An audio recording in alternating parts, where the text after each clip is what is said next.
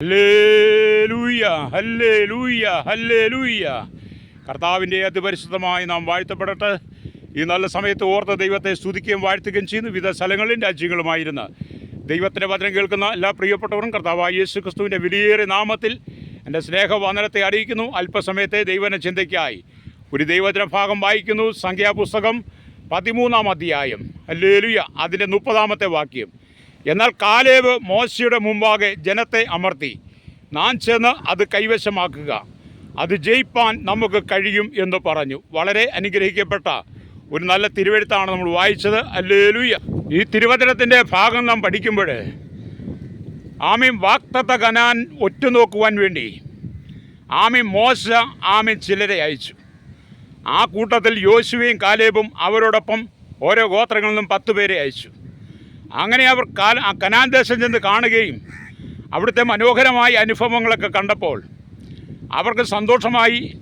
അവിടുന്ന് ഒരു കുല മുന്തിരി ഒക്കെ പറിച്ച് അവർ മടങ്ങി അവർ തിരിച്ചു വന്നു.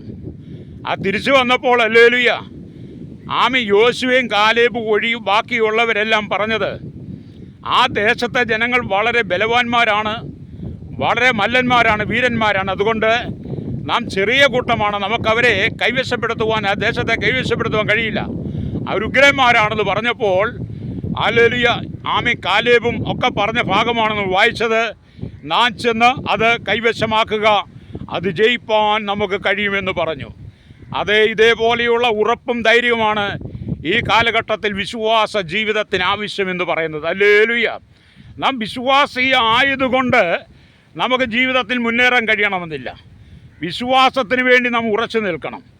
ഇന്ന് കർത്താവ് നിങ്ങൾക്കും ഒരു വാഗ്ദത്തം തരികയാണ്, ജയിപ്പാൻ നിങ്ങൾക്ക് കഴിയും എന്നുള്ളത്. വാഗ്ദത്ത കനാനിലേക്ക് പ്രവേശിപ്പാൻ അവിടെയുള്ള മല്ലന്മാരായിരിക്കുന്ന ജാതികളെ നീക്കിക്കളഞ്ഞ് ആ ദേശത്തെ കൈവശമാക്കുവാൻ കഴിയുമെന്ന് യോശുവയ്ക്കും കാലേബിനും തോന്നിയതുപോലെ തന്നെ ദൈവം നിങ്ങളോടൊരു വാഗ്ദത്തം പറയുന്നത്, നിങ്ങൾക്ക് കൈവശമാക്കുവാൻ കഴിയാത്തതായി ഈ ഭൂമിയിൽ ഒന്നുമില്ല. അതുകൊണ്ട് നിങ്ങൾ ദൈവത്തിൽ ആശ്രയിച്ച് വിശ്വസിച്ചുകൊണ്ട് നിങ്ങൾ ജീവിതത്തെ മുന്നോട്ട് കൊണ്ടുപോയി ദൈവം തന്നിരിക്കുന്ന വാഗ്ദത്തങ്ങൾ നിങ്ങൾക്ക് ജയിക്കാൻ കഴിയുമെന്ന് നിങ്ങൾ വിശ്വസിക്കുകയാണെങ്കിൽ നിൻ്റെ ജീവിതത്തിൻ്റെ എല്ലാ പരാജയങ്ങളെയും മാറ്റുവാൻ കർത്താവിന് കഴിയും. ഹല്ലേലൂയ. വിശ്വസിക്കുന്ന ദൈവത്തിൻ്റെ പേരിലൊന്ന് സ്തോത്രം പറയാൻ കഴിയുമോ? അപ്പം കർത്താവ് പറയുന്നത് ജയിപ്പാൻ നിങ്ങൾക്കും കഴിയുമെന്നുള്ളതാണ്. മരുഭൂമിയിൽ മോശ എന്ന് പറയുന്ന ഭക്തൻ 12 പേരിൽ ഒരാൾ യോശുവ, മറ്റേയാൾ കാലേബ് നമ്മൾ വായിച്ചല്ലോ. ഹല്ലേലൂയ. അപ്പം ഇവർ 2 പേരും ദൈവത്തിന് ഉറപ്പോടുകൂടി നിന്നവരാണ്. അപ്പം കാലേബും യോശുവയും പോലെ നിങ്ങളും കർത്താവിൻ്റെ വചനത്തെയും വാഗ്ദത്തങ്ങളെയും മുറുകെ പിടിക്കണം. രക്തം ചെയ്യും. ദൈവത്തിൻ്റെ വചനത്തെയും വാഗ്ദത്തങ്ങളെയും വിശ്വാസത്തെയും മുറുകെ പിടിക്കാത്ത ഒരു വ്യക്തിക്ക് പോലും ജീവിതത്തിൽ കുതിച്ചുയരുവാൻ കഴിയില്ല. ഒരുപക്ഷെ നിങ്ങൾ താൽക്കാലികമായി വളർച്ച പ്രാപിച്ചാലും പിന്നത്തേതിൽ അതെല്ലാം ദോഷത്തിലേക്ക് പോകാൻ സാധ്യതയുണ്ട്. അതുകൊണ്ടാണ് കാലേബും യോശുവയും പോലെ നിങ്ങളും കർത്താവിൻ്റെ വചനത്തെയും വാഗ്ദത്തങ്ങളെയും ബലമായി പിടിച്ചുകൊണ്ട് വാഗ്ദത്തങ്ങളിൽ വിശ്വസ്തനായ ദൈവം, നിങ്ങളെ വിളിച്ച ദൈവം വിശ്വസ്തനാണെന്നുള്ള ഉറപ്പോടെ നിങ്ങൾ കടന്നു പോകുന്ന മേഖലകളെ കൈവശമാക്കാൻ കഴിയുമെന്ന് ഉറപ്പ് വേണം. ഹല്ലേലൂയ. നിങ്ങൾ ഈ ഭൂമിയിൽ ജനിച്ച് നിങ്ങൾക്ക് സ്വയം പര്യാപ്തമായി ജീവിക്കുവാൻ കഴിയാറായ സാഹചര്യമായപ്പോൾ, നിങ്ങൾ സ്വയം പര്യാപ്തതയോട് ജീവിക്കുവാൻ ആരംഭിച്ചപ്പോൾ തന്നെ നിങ്ങളുടെ ജീവിതത്തിൽ അനേക തെറ്റുകുറ്റങ്ങൾ, അനവധി പോരുകൾ, പോരാട്ടങ്ങൾ, വെല്ലുവിളികൾ നിങ്ങൾക്ക് നേരെ കടന്നു വന്നിട്ടുണ്ട്. പലപ്പോഴും നിങ്ങളുടെ മനസ്സിൽ ചിന്തയാണ്, എനിക്കവരെ ജയിക്കാൻ കഴിയുമോ, എനിക്ക് ആ ശത്രുവിനെ ജയിക്കാൻ കഴിയുമോ, ആ ദേശത്തെ ജയിക്കാൻ കഴിയുമോ, പാപത്തെ ജയിക്കാൻ കഴിയുമോ, എൻ്റെ ജീവിതത്തോട് പോരാടുന്ന അന്ധകാരത്തിൻ്റെ വ്യാപാര മണ്ഡലങ്ങളെ എനിക്ക് ജീവിക്കാൻ കഴിയുമോ എന്നൊക്കെ നിങ്ങൾ ചിന്തിക്കാറുണ്ട്.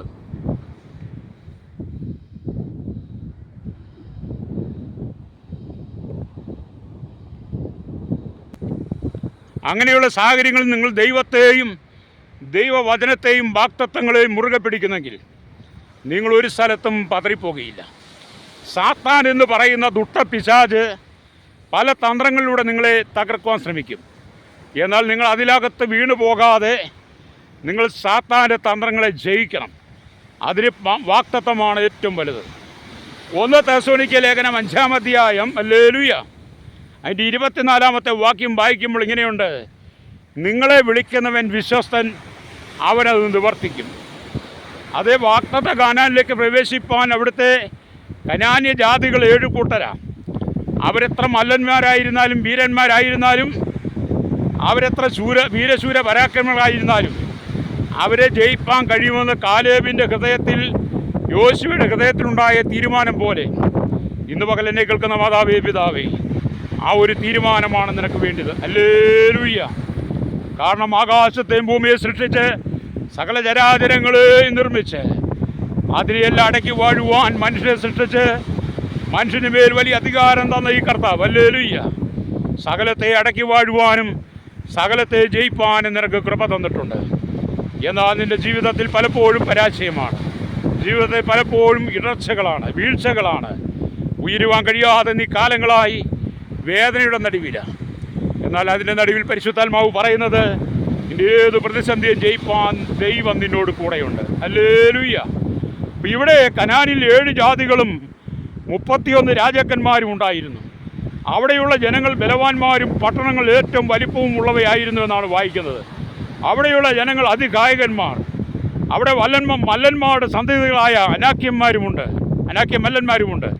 എന്നാൽ അവർക്ക് ദൈവമക്കളോട് എതിർത്ത് നിൽപ്പാൻ കഴിയത്തക്ക ശക്തിയില്ല എന്ന് നാം തിരിച്ചറിയുമ്പോഴാണ് അവരെ നമുക്ക് ജയിപ്പാൻ കഴിയുന്നത്.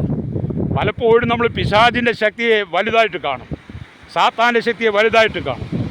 അങ്ങനെ കാണുമ്പോൾ നമ്മൾ പലപ്പോഴും സാത്താൻ അടിയറ പറയേണ്ടി വരും. എന്നെ കേൾക്കുന്ന ശ്രോതാവേ, നിങ്ങൾ സാത്താൻ അടിയറ പറയാതെ, പിശാചിൻ്റെ ശക്തിയെ നിങ്ങൾ നോക്കി ഭയപ്പെട്ടു പോകാതെ, നിങ്ങളെ വിളിച്ച ദൈവം, ഈ കാണുന്ന ആകാശത്തെ ഭൂമിയെ സൃഷ്ടിച്ച് അണ്ടകടാകത്തെ നിർമ്മിച്ച, അഖിലാണ്ടത്തെ നിർമ്മിച്ച, ഈ പ്രപഞ്ചത്തെ ഒരുപോലെ അടക്കി വാഴുന്ന ദൈവശക്തിയാൽ നിങ്ങൾ നിറയപ്പെടണം. ഹല്ലേലൂയ.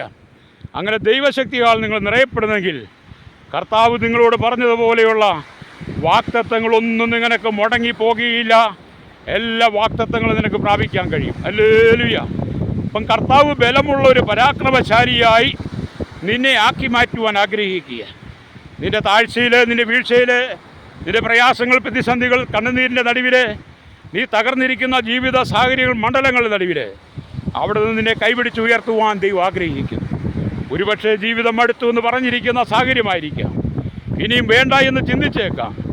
എല്ലാവരും നിനക്ക് പ്രതികൂലമായി എതിരായി മാറിയേക്കാം. അനാക്യ മല്ലന്മാരുടെ ശക്തിയെപ്പോലെ ചില അന്ധകാരത്തിൻ്റെ ശക്തി നിനക്ക് നേരെ വ്യാപരിച്ചേക്കാം. അത് കുടുംബത്തിനകത്തുനിന്നാകാം, പുറത്തുനിന്നാകാം. ഒരുപക്ഷെ നീ കൂടി വരുന്ന സമൂഹത്തിൽ നിന്നാകാം. ഹല്ലേലൂയ. അത് എവിടെ നിന്നായിരുന്നാലും അതിനെ ജയിപ്പാൻ കഴിയുന്ന ദൈവ സാന്നിധ്യം നീ പ്രാപിക്കണം. കർത്താവായ യേശുക്രിസ്തുവിൽ വിശ്വസിക്കുക എന്നുള്ളതാണ്. യേശുവിനെ വിശ്വസിക്കുന്നതിൻ്റെ ജീവിതത്തിൽ തകർച്ചയുണ്ടാകുകയില്ല എന്ന് ഉറപ്പാണ്. കാരണം ഞാനൊക്കെ ജീവിതത്തിൽ ഒരുപാട് പരാജയത്തിലൂടെ പോയ ആളാണ്. പരാജയം കൊണ്ട് ജീവിക്കാൻ കഴിയുമോ എന്ന് ചിന്തിച്ച് നോക്കിയിട്ടുണ്ട്. എന്തിനാണ് കർത്താവേ എന്നെ ജീവനോടെ വെച്ചതെന്നൊക്കെ ചോദിച്ച സമയമുണ്ട്. എന്നാൽ അവിടെയൊക്കെ കർത്താവിനോട് പറഞ്ഞത്, ഞാൻ നിന്നെ അനാഥനായി വിടുകയില്ലെന്ന്. അതേ, നമ്മളെ അനാഥനായി വിടുകയില്ലെന്ന് പറഞ്ഞൊരു കർത്താവ് നമുക്കുള്ളത് കൊണ്ട് ഏത് വെല്ലുവിളികളെയും നമുക്ക് നേരിടുവാൻ കഴിയണം. ഞാൻ നിങ്ങൾക്ക് വേണ്ടി പ്രാർത്ഥിക്കാൻ പോവുകയാണ്. നിങ്ങൾ കടന്നു പോകുന്ന പ്രതിസന്ധികൾ, പ്രതികൂലങ്ങൾ, പ്രയാസങ്ങളെയെല്ലാം മാറ്റി നിങ്ങൾ ആഗ്രഹിച്ച് നിങ്ങൾ പ്രാർത്ഥിച്ചുകൊണ്ടിരിക്കുന്ന വിഷയത്തെ നിങ്ങൾക്ക് കൈവശമാക്കാൻ കഴിയും. അതിനെ ജയിപ്പാൻ നിങ്ങൾക്ക് കഴിയും. അതാണ് നമ്മൾ വായിച്ച വചനം. നാം ചെന്നത് കൈവശമാക്കും, അത് ജയിപ്പാൻ നമുക്ക് കഴിയുമെന്ന് പറഞ്ഞു. അതെ, നിങ്ങൾക്ക് കൈവശമാക്കാൻ കഴിയാത്തതായിട്ടൊരു പ്രശ്നങ്ങളുമില്ല. നിങ്ങൾക്ക് ജയിപ്പാൻ കഴിയാത്തതായിട്ട് ഒരു പ്രശ്നവുമില്ല. അതുകൊണ്ട് ഇന്ന് പകലിനോടൊപ്പം ചേർന്ന് പ്രാർത്ഥിക്കാമോ? ഭാവി കഷ്ടതയിൽ ഞങ്ങൾക്കൊരു ആശ്വാസകരമായി മാറണമെന്ന്. പരിശുദ്ധ ഞങ്ങളുടെ നല്ല ദൈവമേ, സ്വർഗ്ഗ പിതാവേ, അനുഗ്രഹിക്കപ്പെട്ട നല്ല സമയത്തിനായി സ്തോത്രം ചെയ്യാം. ഈ വചനം കേട്ടുകൊണ്ടിരിക്കുന്ന സകല ജനത്തെ അവിടുത്തെ കരങ്ങളിൽ ഏൽപ്പിക്കുന്നു. കർത്താവെ, പലതിലും മനുഷ്യൻ പരാജയപ്പെട്ട് നിരാശനായി, ദുഃഖിതനായി, കണ്ണുനീരിൻ്റെ നടിയിലൂടെ കടന്നു പോകുമ്പോൾ ഇന്ന് പകൽ കർത്താവെ ജനത്തിന് ആശ്വാസം കൊടുക്കണമേ. അനാക്യ മല്ലന്മാരുടെ ശക്തിയെപ്പോലെ ചില ശക്തികൾ ജീവിതത്തിൽ തകർക്കുന്ന അനുഭവത്തിൽ കടന്നു വരുമ്പോൾ അതിനൊക്കെ ജനത്തിന് മോചനം കൊടുക്കണമെന്നായി പ്രാർത്ഥിക്കുന്നു. സകല ജനത്തെയും ദൈവകരങ്ങളിൽ ഏൽപ്പിക്കുകയാണ്. സമാധാനം കൊടുക്കണമേ, യേശുവിൻ്റെ നാമത്തിൽ തന്നെ. ആമേൻ.